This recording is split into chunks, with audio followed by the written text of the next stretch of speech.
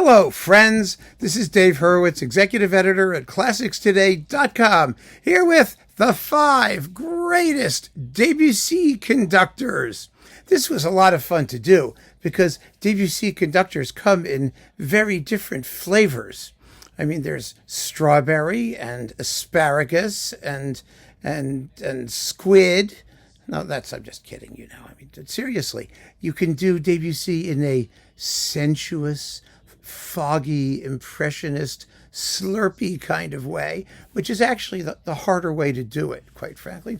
Or you can be extremely precise and analytical and you know, razor sharp and clear, modernist kind of way. And so, well, you know, the slurpy people tend to prefer pieces like La Mer, and the prelude to the Afternoon of a Faun and things like that. Whereas the hyper-precise people do things like Je, you know, because nobody knows what to do with Je and the Image, all 3 of them. It's kind of cool because you didn't write a lot of orchestral music. It all fits on like 2 discs.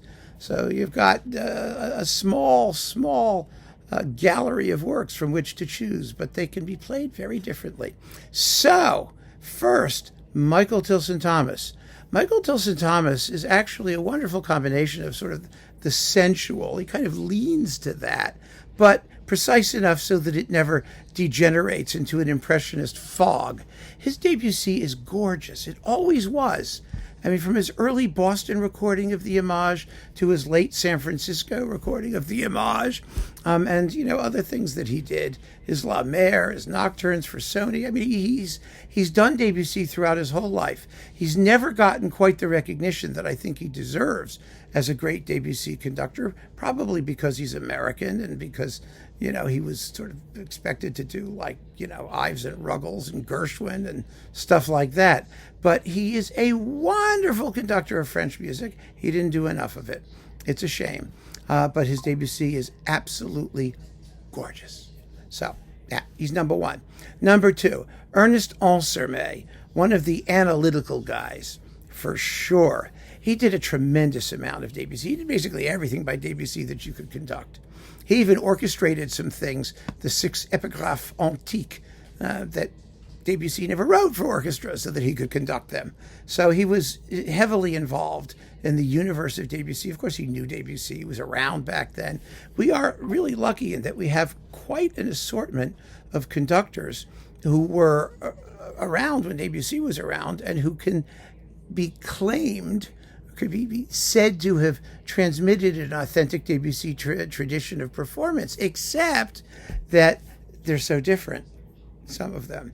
All of which goes to show that there has always been that enormous range of performance traditions. You know, we go back and we say, this is the right way to do it. Well, that's always nonsense. There's always a spectrum, and the whole spectrum is always available to everybody, even going back to Bach and those people, you know. I mean, there were always, you know, literalist artists and more sort of romantic, impressionistic artists. And you didn't have to be an impressionist composer to get that. You know, C.P.E. Bach talked about it. So it's just a very interesting phenomenon. Ansermet, definitely, his Decca recordings are extremely important historically and very enjoyable sonically, even though the orchestra wasn't always the best. His approach was really admirable. Next, Leopold Stokowski. Okay, he's the ultimate sensualist. His prelude to the Afternoon of a Faun is an 11-minute long orgasm. I mean, it's just, you know, it's all sexy and luscious. But here's the point. This is what made Stokowski great. And I'm telling you right now, his secret. It wasn't that he tinkered with the scores or that he cared only about sonority, or that he was like the ultimate chord guy. And all of those things are true. But what matters with Stokowski is that he conducted swiftly. He never meandered, almost never, only in like the last movement of Brahms' Third, which was horrid beyond belief. But normally speaking, he didn't meander. He kept the music moving. And nowhere is that more true than in his La Mer, which is like the sexiest La Mer in the world, and which has him add the tam-tam crescendo at the very end. He reorchestrated bits of it, but his tempos are some of the swiftest on disc, especially in the first movement when it gets hopping. Ya-da-da-da-da-da-da-da-da, yum, blum, blum, blum, blum. He really moves it. And that's what allowed him, I think, to get away with so much coloristic tinkering. The fact that the music never sounded just like sort of like a decadent puddle of, slime. It was always motivated and exciting and fresh sounding, no matter how weird his interpretive decisions. And you hear that in his Debussy. He did the nocturnes. He did Iberia from the Image. He may have done the others too. He recorded everything a million times. But his La Mer on Phase 4, his Prelude to the Afternoon of a Faun. Oh, boy. So Stokowski, definitely. Then we've got two sort of literalists, but very good ones. Jean Martinon, who did the complete Debussy orchestral music on EMI, and it's absolutely fantastic. His La Mer is a knockout.